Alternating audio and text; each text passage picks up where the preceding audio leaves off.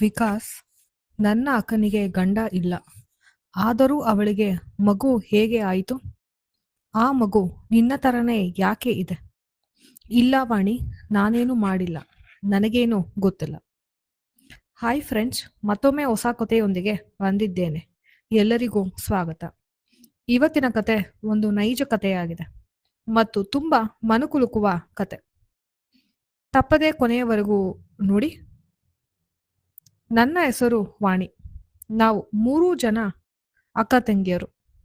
ನಾವು ತುಂಬ ಬಡವರಾಗಿದ್ವಿ. ಅಪ್ಪ ಅಮ್ಮ ಬೇರೆಯವರ ಜಮೀನಿಗೆ ಹೋಗಿ ಕೃಷಿ ಮಾಡುತ್ತಾರೆ. ಅಪ್ಪ ಹೇಗೋ ಕಷ್ಟಪಟ್ಟು ಅಕ್ಕನಿಗೆ ಗಂಡನ್ನು ಹುಡುಕಿದರು. ಆದರೆ ಗಂಡನ ಕಡೆಯವರಿಗೆ ತುಂಬ ವರದಕ್ಷಿಣೆ ಕೊಡಬೇಕಾಗಿತ್ತು. ಆದರೂ ಅವರು ಬಿಡದೆ ಮದುವೆ ತುಂಬ ಚೆನ್ನಾಗಿ ಮಾಡಿದರು. ಅಕ್ಕನ ಕಡೆ ಸಂಬಂಧಿಕರಲ್ಲಿ ಒಬ್ಬರಿಗೆ ನಾನು ಇಷ್ಟ ಆದೆ. ನನ್ನ ವಯಸ್ಸು 15 ಆಗಿದ್ದರೂ ಪರವಾಗಿಲ್ಲ, ನಾವು ಮದುವೆ ಮಾಡ್ಕೋತೀವಿ, ಆಮೇಲೆ ನೀವು ಗಂಡನ ಮನೆಗೆ ಕಳಿಸಬೇಕು. ನಮಗೇನು ವರದಕ್ಷಿಣೆ ಬೇಡ, ಹುಡುಗಿ ತುಂಬ ಲಕ್ಷಣವಾಗಿದ್ದಾಳೆ, ಮನೆಗೆ ಹೊಂದಿಕೊಂಡು ಚೆನ್ನಾಗಿದ್ದರೆ ಸಾಕು ಎಂದು ಹೇಳಿದ್ದರಿಂದ ಅಪ್ಪ ಅಮ್ಮ ನನ್ನ ಮದುವೆಯನ್ನು ಅಕ್ಕನ ಮದುವೆ ಜೊತೆಗೆ ಮಾಡಿದರು. ಮದುವೆ ಆದಾಗ ನಾನಿನ್ನು 8ನೇ ಕ್ಲಾಸ್ ಓದುತ್ತಿದ್ದೆ. ನನಗೆ ಮದುವೆ ಬಗ್ಗೆ ಏನು ಅಷ್ಟಾಗಿ ತಿಳಿದಿಲ್ಲ. ಇನ್ನೊಬ್ಬರ ಮನೆಗೆ ಹೋಗುತ್ತೇನೆ ಅನ್ನೋದು ಮಾತ್ರ ಗೊತ್ತಿತ್ತು. ಮದುವೆ ಮಾಡಿ ಈತನು ನಿನ್ನ ಗಂಡ ಎಂದು ಹೇಳಿ ಪರಿಚಯಿಸಿದರು. ನಾನು ಈತನ ನನ್ನ ಗಂಡ ಎಂದು ಖುಷಿಯಿಂದ ಹೇಳಿಕೊಂಡು ತಿರುಗುತ್ತಿದ್ದೆ. ಆದರೆ ಅದರ ಅರ್ಥ ನನಗೆ ತಿಳಿದಿರಲಿಲ್ಲ. ಅಕ್ಕ ಮದುವೆಯಾದ ಮೇಲೆ ಗಂಡನ ಮನೆಗೆ ಹೋದಳು. ಅವಳು ಮೊದಲ ವರ್ಷನೇ ಒಂದು ಮಗುವಿಗೆ ತಾಯಿಯಾದಳು. ಅಕ್ಕನಿಗೆ ಮದುವೆಯಾದ ಹೊಸತರಲ್ಲಿ ಎಲ್ಲವೂ ಚೆನ್ನಾಗಿತ್ತು. ಆದರೆ ಆಮೇಲೆ ಅವರ ಅತ್ತೆ ಮಾವ ಕಾಟ ಕೊಟ್ಟಿದ್ದರಿಂದ ಅವಳು ನಮ್ಮ ಮನೆಗೆ ವಾಪಸ್ ಬಂದಳು. ನನಗೆ ಇವಾಗ ಸ್ವಲ್ಪ ಅರ್ಥ ಆಗೋಕೆ ಶುರು ಆಗ್ತಿತ್ತು. ನನ್ನ ಗಂಡನೂ ಈ ತರ ಮಾಡಿದ್ರೆ ಹೇಗೆ ಎಂದು ನಾನು ಚಿಂತೆ ಮಾಡುತ್ತಾ ಇದ್ದೆ. ಆದರೆ ನನ್ನ ಗಂಡ ಆ ಥರ ಅಲ್ಲ ಅನ್ನೋ ನಂಬಿಕೆಯಿಂದ ಇದ್ದೆ. ನನ್ನ ಗಂಡನ ಹೆಸರು ವಿಕಾಸ್.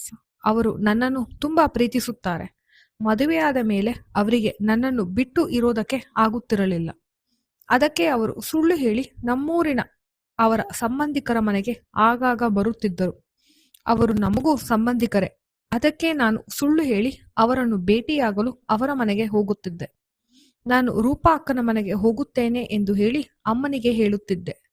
ಅಮ್ಮ ಪರವಾಗಿಲ್ಲ ಹೋಗು ಎಂದು ಕಳಿಸುತ್ತಿದ್ದರು. ಅಲ್ಲಿ ನನ್ನ ಗಂಡ ನನಗಾಗಿ ಕಾಯುತ್ತಿದ್ದ. ಆದರೆ ನನಗೆ ಅವರ ಜೊತೆ ಮಾತನಾಡಲು ತುಂಬಾ ಭಯ. ಏನು ಮಾತನಾಡಬೇಕು ಎಂದು ಗೊತ್ತಿರುತ್ತಿರಲಿಲ್ಲ. ನಾನು ಭಯಭೀತಳಾಗಿ ನಿಂತಿರುತ್ತಿದ್ದೆ. ರೂಪಾ ಅಕ್ಕ ನಮ್ಮನ್ನು ಬಿಟ್ಟು ಎಲ್ಲೋ ಹೋಗುತ್ತಿದ್ದಳು. ನಾವಿಬ್ಬರೇ ಇರುತ್ತಿದ್ದೆವು. ನನ್ನ ಗಂಡ ರೂಮಿನಲ್ಲಿ ನೀನು ನನ್ನ ಹೆಂಡತಿ, ನಾನು ನಿನ್ನ ಗಂಡ, ಸಮಾಧಾನ ಮಾಡಿಕೋ ಎಂದು ನನ್ನನ್ನು ಸಂತೈಸುತ್ತಿದ್ದರು. ಅವರಿಗೆ ನನ್ನ ಮೇಲೆ ಆಸೆ. ನೀನು ತುಂಬಾ ಪ್ರೀತಿಸುತ್ತೇನೆ, ನಿನಗಾಗಿ ಉಡುಗೊರೆ ತಂದಿದ್ದೇನೆ ಎಂದು ಹೊಸ ಬಟ್ಟೆ ತಂದರು. ನನಗೆ ಬಟ್ಟೆ ತುಂಬಾ ಇಷ್ಟ ಆಯಿತು. ಥ್ಯಾಂಕ್ ಯು ಎಂದು ಹೇಳಿದೆ. ಈ ಥರ ಥ್ಯಾಂಕ್ ಯು ಹೇಳಬಾರದು, ನನ್ನನ್ನು ಗಟ್ಟಿಯಾಗಿ ತಬ್ಬಿ ಹೇಳಬೇಕು ನೀನು. ನನಗೇನು ಇದು ತಿಳಿಯುತ್ತಿರಲಿಲ್ಲ. ಅವರು ಹೇಳಿದ ಹಾಗೆ ಮಾಡುತ್ತಿದ್ದೆ. ಅವರು ನನಗಾಗಿ ಒಂದು ಮ್ಯಾಗಝಿನ್ ಅನ್ನು ತಂದಿದ್ದರು. ಆ ಮ್ಯಾಗಝಿನ್ನಲ್ಲಿ ಹುಡುಗ ಹುಡುಗಿ ಕಡಿಮೆ ಬಟ್ಟೆ ಧರಿಸಿದ್ದರು ಮತ್ತು ಚುಂಬಿಸುತ್ತಿರುವ ಒಂದು ಫೋಟೋ ಇತ್ತು. ಅದನ್ನು ನೋಡಿ ವಿಕಾಸ್, ನಾವಿಬ್ಬರೂ ಹೀಗೆ ಮಾಡಬೇಕು ಎಂದು ನನ್ನನ್ನು ಬಲವಂತ ಮಾಡಿ ಜೇನು ಹೀರುವಂತೆ ನನ್ನ ತುಟಿಯನ್ನು ಈರಿದರು. ನನಗೆ ರಕ್ತವೇ ಬರುತ್ತಾ ಇತ್ತು. ನಾನು ಕಿರುಚಿದೆ, ಆದರೂ ಅವರು ಬಿಡಲಿಲ್ಲ. ಇಲ್ಲ, ಏನಾಗಲ್ಲ, ನಾವಿಬ್ಬರು ಗಂಡ ಹೆಂಡತಿ ಎಂದು ಸಮಾಧಾನ ಮಾಡಿ ಅವರ ಪಕ್ಕ ಕೂಡಿಸಿಕೊಂಡರು. ಅಷ್ಟರಲ್ಲಿ ರೂಪಕ್ಕ ಬಂದರು. ವಿಕಾಸ್, ನಾನಿನ್ನು ಮತ್ತೊಮ್ಮೆ ಬರುತ್ತೇನೆ ಎಂದು ಹೇಳಿ ಅವರು ತಂದಿದ್ದ ಎಲ್ಲ ಉಡುಗೊರೆಯನ್ನು ನೀಡಿ ಹೋದರು. ಮನೆಗೆ ಬಂದ ನಾನು ಅಮ್ಮ ಉಡುಗೊರೆಯನ್ನು ನೋಡಿ ಯಾರು ಕೊಟ್ಟರು ಎಂದು ಕೇಳಿದರು. ನಾನು ರೂಪಾ ಅಕ್ಕ ಕೊಟ್ಟರು ಎಂದು ಹೇಳಿ ತಪ್ಪಿಸಿಕೊಂಡೆ.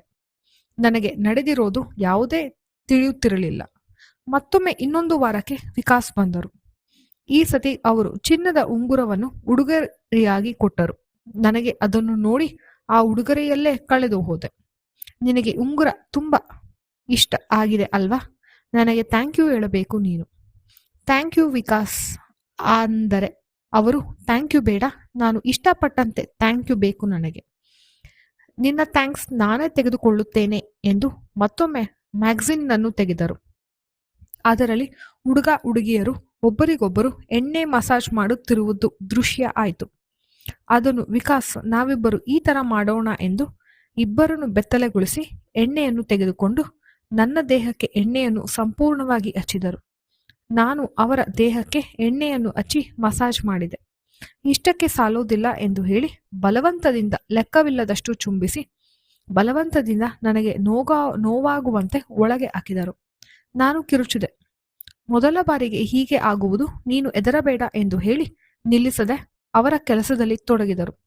ಅವರು ನಿರಾಳವಾದ ಮೇಲೆ, ನೀನು ತುಂಬ ಸುಸ್ತಾಗಿದ್ದೀಯ, ಸ್ವಲ್ಪ ಸುಧಾರಿಸಿಕೊಂಡು ನಿನ್ನ ಮನೆಗೆ ಹೋಗು ಎಂದು ಹೇಳಿ, ಆದರೆ ಈ ವಿಷಯ ಯಾರಿಗೂ ಹೇಳಬೇಡ ಎಂದು ಮಾತು ತೆಗೆದುಕೊಂಡು ಹೋದರು. ನಾನು ಮನೆಗೆ ಬಂದೆ, ಆದರೆ ಯಾರಿಗೂ ಏನೂ ತಿಳಿಯಲಿಲ್ಲ. ಇದಾದ 3 ತಿಂಗಳಿಗೆ ನನಗೆ 18 ವರ್ಷ ತುಂಬಿತು. ನನ್ನನ್ನು ನನ್ನ ಗಂಡನ ಮನೆಗೆ ಕಳಿಸಿದರು. ವಿಕಾಸ್ ಖುಷಿಗೆ ಪಾರವೇ ಇರಲಿಲ್ಲ. ಅವರು ನನ್ನ ಸಂಪೂರ್ಣವಾಗಿ ಹೆಂಡತಿಯಾಗಿ ಸ್ವೀಕರಿಸಿ ನನ್ನನ್ನು ತುಂಬಾ ಚೆನ್ನಾಗಿ ನೋಡಿಕೊಳ್ಳುತ್ತಾರೆ.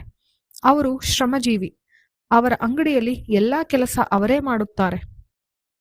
ನಾನು ನನ್ನ ಗಂಡನ ಮನೆಗೆ ಸುಖವಾಗಿದ್ದೆ. ಅಕ್ಕನ ಗಂಡ ತೀರಿ ಹೋದರು. ಇನ್ನು ಅಕ್ಕ ಯಾವಾಗಲೂ ನಮ್ಮ ಮನೆಯಲ್ಲೇ ಇರಬೇಕಾಯಿತು. ನಾನು 3 ತಿಂಗಳ ಗರ್ಭಿಣಿಯಾದೆ. ಆದರೆ ಡಾಕ್ಟರ್ ಏನೂ ಕೆಲಸ ಮಾಡಬಾರದು ಎಂದರು.